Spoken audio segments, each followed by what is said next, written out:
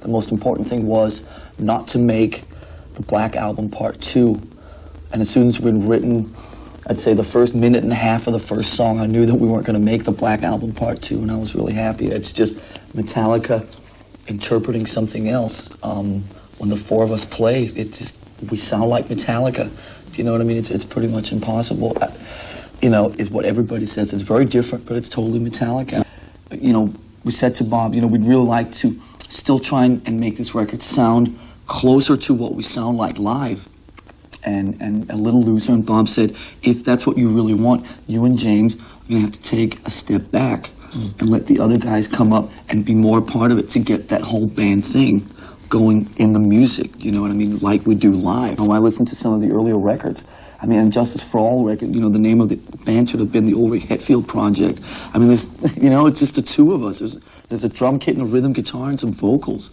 With the occasional guitar solo. You know, guest solo spot from Kirk Hammett. Take between a song like Battery, Fight Fire with Fire, and Whiplash, you've almost covered sort of all the variation that you can do out in that field, you know what I mean? So it's like we've written those songs, we feel great about them, we love playing them, but to sit down and try and do something with that in 1995, 96, to me that would almost take away from what those songs stood for originally, do you know what I mean? So it's like, in terms of variation and just writing songs and stuff, it's a lot more fun to go exploring elsewhere because we've already been there, but it doesn't mean we don't like that. It's just that, why repeat ourselves? That's the one thing on the record people have been telling me in the last week, and I can certainly agree with that, is has a pretty sort of old 70s rock feel to it, and the classic, you know, Deep Purple, UFO, you know, sort of, you know, remnants of that. But and then at the same time, there's some stuff like Hero of the Day, to me, which sounds completely